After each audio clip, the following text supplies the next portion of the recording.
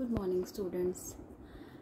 आज मैं आपके साथ यूनिट 4 का जो एक छोटा सा पार्ट रह गया था, क्राउड बिहेवियर यानी भीड़ का व्यवहार, उस पे बात करना चाह रही हूँ।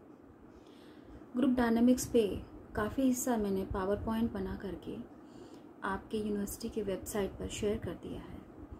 आप उसे बहुत आसानी से एक्सेस कर सकते हैं। ई लर्निंग या ई लेक्चर्स का जो सेक्शन है, आप उसमें क्लिक करिए। उसमें डिपार्टमेंट ऑफ साइकोलॉजी पर आप क्लिक करके आपको मेरी वहाँ फ़ोटो दिखेगी। आप उसमें सी ऑल लेक्चर्स में क्लिक करेंगे, वहाँ आपको मेरे रीसेंट पीपीटीज़ मिलेंगे। जो एक छोटा पार्ट है आज मैं आपसे डिस्कस करना चाह रही हूँ वीडियो लेक्चर के द्वारा, वो है crowd behaviour and deindividuation. Crowd behaviour, हम सभी कभी न कभी भीड़ का हिस्सा बन जाते हैं या कई बार बनना चाहते हैं। भीड़ क्या है? भीड़ हर जगह है, मार्केट में, बाज़ार में, रोड पे, रेलवे स्टेशन पे या कहीं भी खुले स्थान पे जहाँ बहुत सारे लोग एक दूसरे के साथ इकट्ठे हो जाते हैं, लेकिन वो एक दूसरे के साथ नहीं होते हैं। किसी सामान्य लक्ष्य को प्राप्त करने के लिए जब 2 या 2 से अधिक व्यक्ति एक स्थान पर उपस्थित होते हैं तो वो भीड़ का रूप ले लेते हैं। सो क्राउड या भीड़ जो है उसका व्यवहार काफ़ी विभिन्न होता है। जब वही व्यक्ति अकेले किसी स्थान पे होता है जहाँ कई व्यक्ति उसे पहचान रहे हों, उसका व्यवहार सर्वथा भिन्न होता है। लेकिन वही व्यक्ति जब भीड़ का हिस्सा बन जाता है उसके व्यवहार में काफ़ी परिवर्तन आ जाता है। समाज मनोवैज्ञानिकों ने क्राउड बिहेवियर पे बहुत सारे इंटरेस्टिंग रिसर्चेस किए हैं, वही मैं आपके साथ शेयर करना चाहती हूँ। सामान्यतः हर व्यक्ति किसी न किसी समूह या समुदाय का अंग होता है। किसी समूह या समुदाय के अंग के रूप में वहाँ के प्रचलित मानक एवं नियमों का यानी norms, rule and regulation, social modes, cultural values, इनका पालन करना बहुत आवश्यक है। क्यों? ये हम ऑलरेडी क्लास में डिस्कस कर चुके हैं। और यदि हम उनका पालन नहीं करते हैं तो क्या होता है, इनकी भी चर्चा हम ऑलरेडी कर चुके हैं। मैं आपसे ये कह रही थी कि किसी भी समूह में जब वहाँ के मानकों का पालन व्यक्ति करता है तो उसका व्यवहार सामाजिक होता है, नियंत्रित होता है, मर्यादित होता है। लेकिन वही व्यक्ति जब भीड़ में शामिल हो जाता है तब वह अपनी व्यक्तिगत पहचान को खो देता है और वह केवल एक भीड़ का चेहरा मात्र रह जाता है।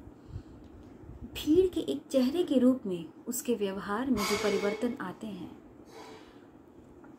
वो कैसे होते हैं, या भीड़ की क्या विशेषताएं हैं, इस पे आज मैं आपसे बात करने वाली हूँ। आपने देखा होगा कि तमाम न्यूज़ चैनल्स, मैसेजेस में आपने सुना होगा युवाओं ने, किसानों ने रेलवे की पटरी उखाड़ दी, चक्का जाम कर दिया, तोड़फोड़ कर दिया, अस्पतालों, स्कूलों में आग लगा दिया। कैसे वो इतने विध्वंसक हो जाते हैं, इतने आक्रामक हो जाते हैं। आमतौर पर भीड़ का व्यवहार विध्वंसक अधिक पाया गया है।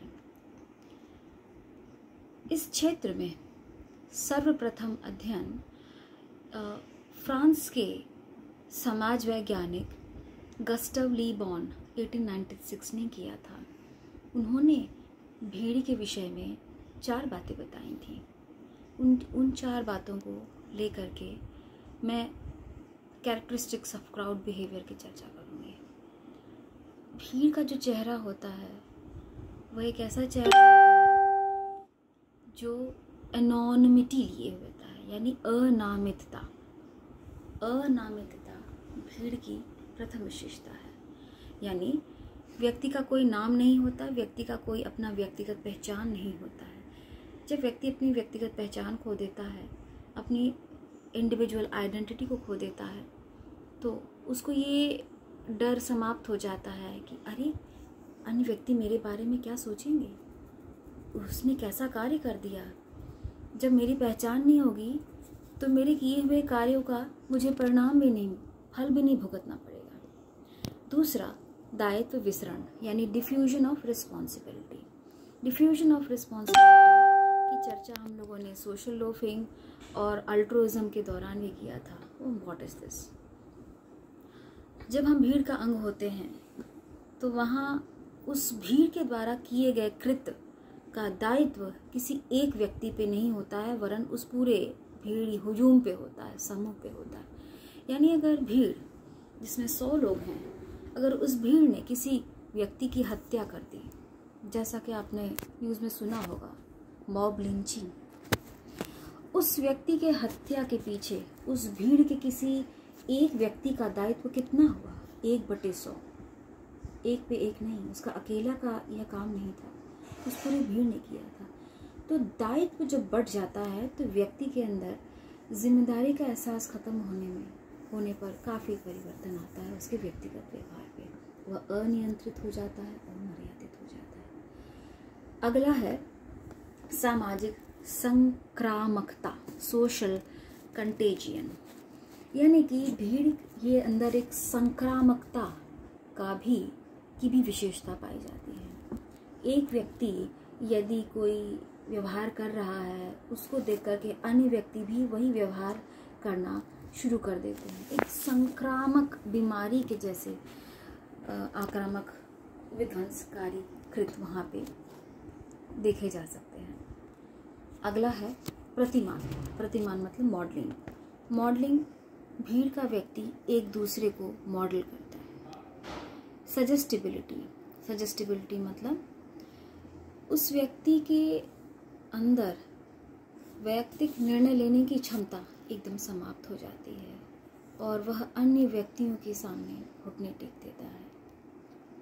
अगला है उत्तेजना एवं शारीरिक उद्वेलन। उत्तेजना एवं शारीरिक उद्वेलन का मतलब उसके अंदर एक्टिवेशन या उत्तेजना का स्तर बहुत अधिक होता है। आपने देखा है भीड़ बहुत आक्रामक होती है, बहुत शोर शराबा करती है, तोड़ फोड़, मारपीट। भीड़ में व्यक्ति ऐसे ऐसे काम कर जाता है जिसे यदि वह बाद में सोचे तो उसे स्वयं को काफ़ी आश्चर्य होगा कि उसने यह व्यवहार कैसे कर दिया। अगली विशेषता है निर्व्यष्टीकरण यानी डी इंडिविजुएशन। डी इंडिविजुएशन एक बहुत ही महत्वपूर्ण फिनोमिना है सोशल साइकोलॉजी में। इस क्षेत्र में अनेक समाज मनोवैज्ञानिकों ने बहुत ही रोचक प्रयोग किए हैं, जिसमें सबसे रोचक एक्सपेरिमेंट स्टैनफोर्ड यूनिवर्सिटी में प्रिजन एक्सपेरिमेंट के रूप में जिम्बार्डो ने किया था। जिम्बार्डो ने छात्रों के समूह को 2 भागों में बांटा था, जिसमें कुछ छात्रों को कैदी के रूप में और कुछ छात्रों को उनके इंस्पेक्टर के रूप में रैंडमली यानी यादृच्छिक रूप से असाइन कर दिया गया था और उनकी व्यक्तिगत पहचान को छुपा दिया गया था, उनके चेहरों को ढक दिया गया था, उनके नामों को हटा करके उनको एक बिल्ला या एक नंबर के रूप में उनकी पहचान दी गई थी। शोध के परिणाम बहुत रोचक इस तरह से रहे कि जो स्टूडेंट्स थानेदार बने थे उन्होंने अपने ही साथ के स्टूडेंट्स के साथ जो कि कैदी के रूप में थे उनके साथ बहुत ही अभद्र व्यवहार करना शुरू कर दिया था। निष्कर्ष के रूप में यह प्राप्त हुआ कि जब व्यक्ति अपनी पहचान खो देता है तो वह वॉलेंट से वॉलेंट, एग्रेसिव से एग्रेसिव व्यवहार करने में नहीं चूकता है। अगला है भय एवं अपराध बोध का ह्रास।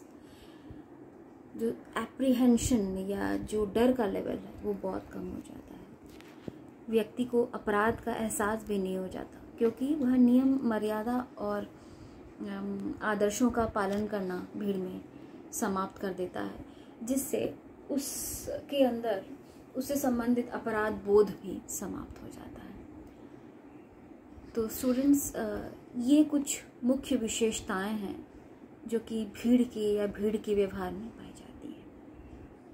Thank you so much.